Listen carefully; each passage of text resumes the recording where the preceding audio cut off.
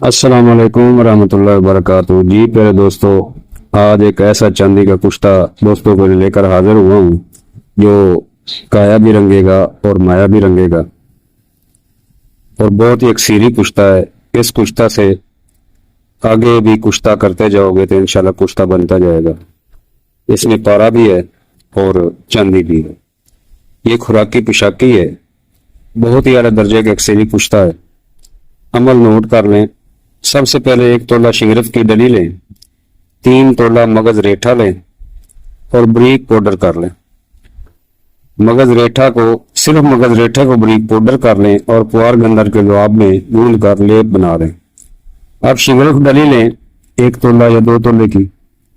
اس ڈلی پر 2 عدد سونے کے ورق جس میں بالکل مکمل لپٹ جائے وہ لپیٹ دیں، اور اوپر مغز ریٹھا والی مون جو بنائی ہے آپ نے پوار گندر سے وہ لیپ کر دیں، اور آدھا پاؤ کھٹکل بوٹی لے لیں۔ اس کا نگدہ بنا لیں۔ روگنی ہانڈی میں آدھا نیچے رکھ کے یا روگنی کپ لے لیں، روگنی کجی لے لیں، اس میں یہ نگدے کے درمیان شنگرف والی ڈلی رکھ کر 5 کلو پروں کی آگ دے دیں۔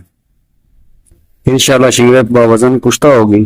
اس شنگرف کو کھرل کر لیں، 6 گرام چاندی مصفہ کٹھیالی میں ڈالیں اور چاندی کو چرخ دیں۔ جب یہ چرخ پر آ جائے، اب اس کے اوپر 3 گرام کشتہ شنگرف جو آپ نے بنایا ہے اس کی چٹکی مار دیں۔ چاندی کٹھیالی کے اندر ہی کشتہ ہو جائے گی۔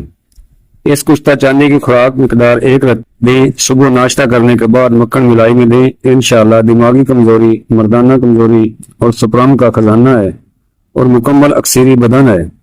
اب 1 تولہ پارا اور 1 گرام یہ کشتہ چاندی کھرل کریں۔ پارا بالکل گولی بن جائے گا اور اس کو کسی چھوٹی سی کجی میں بند کر کے 1 کلو کی آگ دے دیں۔ پارا باوزن کشتہ ہو جائے گا۔ اس طرح اس پارا کشتہ کے اندر جتنا بھی پارا کھرل کرتے جائیں گے اور آگ دیتے جائیں گے، پارا کشتہ در کشتہ ہوتا جائے گا۔ بنائیں اور فائدہ اٹھائیں۔ عقل مند کے لیے اشارہ بہت ہوتا ہے۔ نوٹ: منافق اور لالچی حضرات میرے عمل سے بہت دور رہیں۔ حکیم عثمان۔ السلام علیکم ورحمۃ اللہ وبرکاتہ۔